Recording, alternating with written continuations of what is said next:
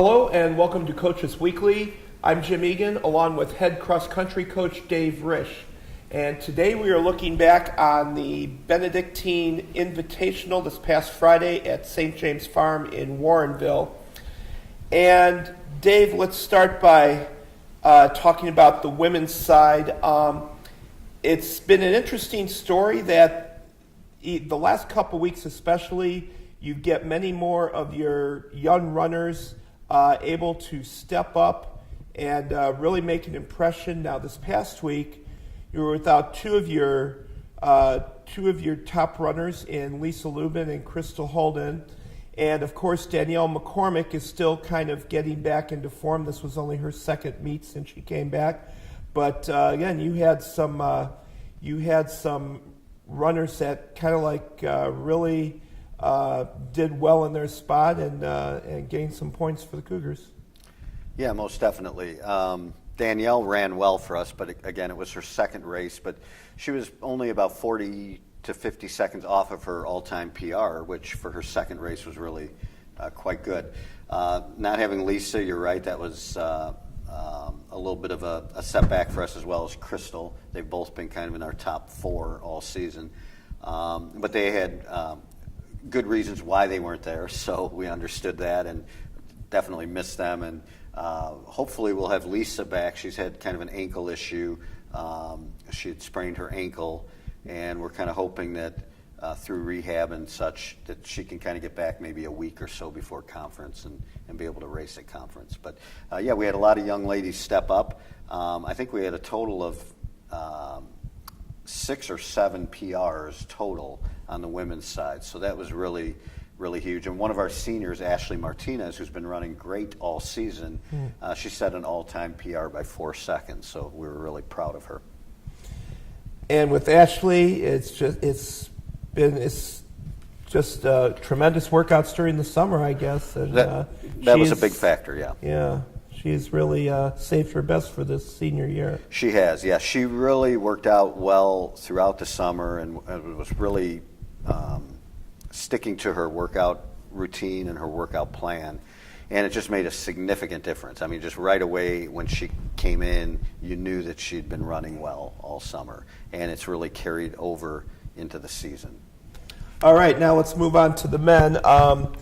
For those who may not have been at this meet, what you may not know is that the good rain started falling pretty much right at the start of the men's race, and they had some difficult conditions to slog their way through. But just looking at the way they ran with, it's a beautiful course, but the footing probably couldn't have been too great over parts of that, over parts of the course, and I was just really impressed by the way that a lot of them worked at it. Yeah, our times were good. We had a lot of season best times, which, given the conditions, it was actually pouring during the men's race, and so for them to get season best times under those conditions, I thought was a testament to their race strategy and to their effort and to putting everything together and running well. I really would love to have seen what they would have run had it been a good day to run, if the ground was relatively dry and it wasn't pouring rain. I think, who knows, at times could have been a minute faster or even more. So we're looking for that day when we get sort of the perfect weather, and I think it's coming sometime, and we'll be ready for it, and we'll make sure that we run well. And our times will reflect that. So, but it was definitely slippery. I know as a coach running, I was sliding all over the place and just about fell on my rear end a couple of times. So I know the athletes had to struggle with that a lot. Even with spikes, and we put in longer spikes, they were still sliding around a lot. All right.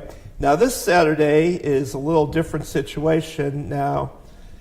I guess compared to the meet you just ran, which I don't know if intimate is the right word because there were still a fair amount of teams there, but the Brooks Invitational at Oshkosh is traditionally one of the largest ones, if not the largest, in the course of the season. And probably more important, this is going to be the Cougars' final tune-up before the conference championships. Yeah, that's correct. It'll be nice for us because we'll get to see some different teams. Going up to Oshkosh, we'll see more northern teams, northern Wisconsin teams. So a lot of teams we haven't run against, but there will be some of the same teams that take the trek up there like we are. It's a really good course, so that's a plus, and one of the reasons we like going up there and making the longer drive. It is a big meet. It's comparable to the Augustana meet, but Augustana kind of broke into two separate races, a gold race and a blue race. So that kind of cut the meet into halves. This meet never did that, so it's still one big race. So there will be 400 or 500 runners in each race, so it's a good-sized race. But one of the nice things about that is there's going to be people all throughout the course kind of lining the course. So there's never a point where you're running and you're sort of back away from people. There's going to be people lining the entire course, and just the energy that's there when that happens, and for the athlete to kind of feed off of that energy and to use that as a spark is huge. We want to run controlled, and we always want to run our race, but just to feel that energy of the crowd and to kind of help us through the second half of the race, that's always a good thing for us. All right.